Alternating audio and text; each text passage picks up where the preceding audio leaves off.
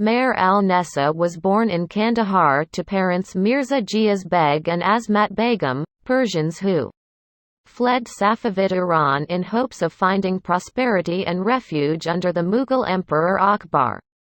The future empress's childhood is clouded by legend, with conflicting folktales jostling to explain her rise to power. One oft-repeated legend claims that her parents, lacking food and water on their pilgrimage to India, attempted to abandon her in the desert.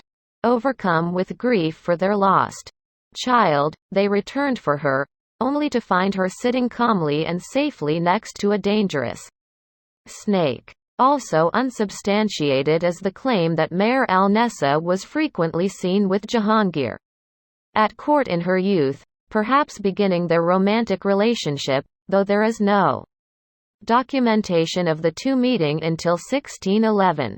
Apart from legend, little is known about Mehr-un-Nisaa's life prior to her marriage to the Iranian-born Mughal official Shah Afghan in 1594. The couple had one child, a daughter named Ladli Begum, and were married until Shah Afghan's death in 1607. Shah Afghan was killed in an altercation with the Mughal governor of Bengal, who was seeking Shah Afghan's arrest for his alleged involvement in a plot against Jahangir.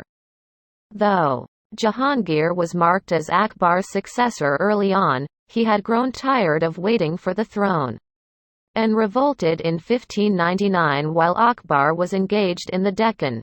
Shah Afghan, for his part, sided with Akbar. Jahangir finally became emperor after his father's death, and though Shah Afghan may have been considered a traitor, the custom of offering refuge to widows meant that Mehr-un-Nisaa was welcomed into Jahangir's court as a lady-in-waiting.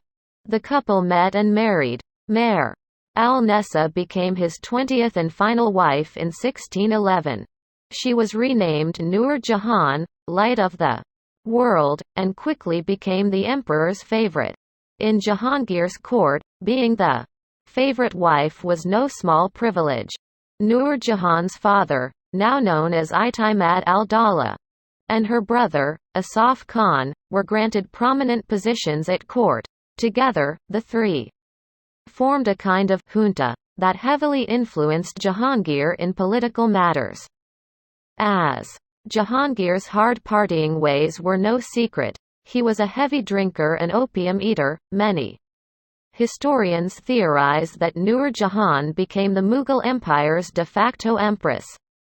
Eventually she even minted coins in her name and issued royal decrees, two powers typically reserved for sovereigns, not wives. Foreign visitors were not thrilled to find that any amount of political power had been surrendered to one of the emperor's wives. Dutch East India Company officer Francisco Pelsart wrote that Jahangir surrendered himself to a crafty wife of humble lineage, who used the emperor to secure a more than royal position. British merchant Peter Mundy alleged that Nur Jahan had been taken prisoner upon the death of her first husband, but unfortunately for Jahangir, he became her prisoner by marrying her, for in his time she in a manner ruled all in ruling him. European visitors were intensely focused on Nur Jahan's power and Jahangir's substance use, perhaps none more so than Sir Thomas Roe, the first official English ambassador to the Mughal Empire. Roe frequently complained about life in India, disparaging the local people's barbarous nature, their rejection of Christian faith, and Jahangir's skill as a ruler. The gentle and soft Jahangir, according to Roe, had yielded himself into the hands of a woman, to the point that he could no longer control his empire. These barbs did not seem to faze Jahangir, and references to Nur Jahan in his journals are complimentary, not critical, as Nur Jahan herself left behind no known written records of a personal nature.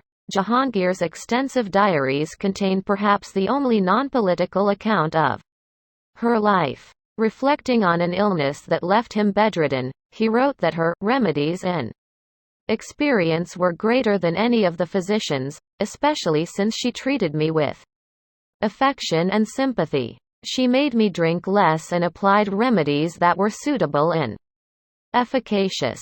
I now relied on her affection. In another entry, he complimented her hunting skills.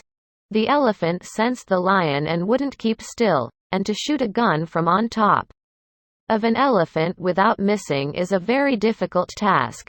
Nur Jahan hit it so well on the first shot that it died of the wound.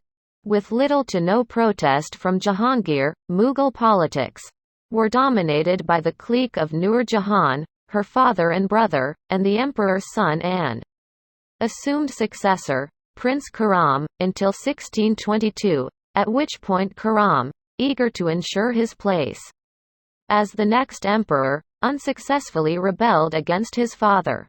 The two reunited 3 years later, and, when Jahangir died in 1627, Khurram, soon to be known as Shah Jahan, proclaimed himself emperor with the support of Asaf Khan, Nur Jahan's brother.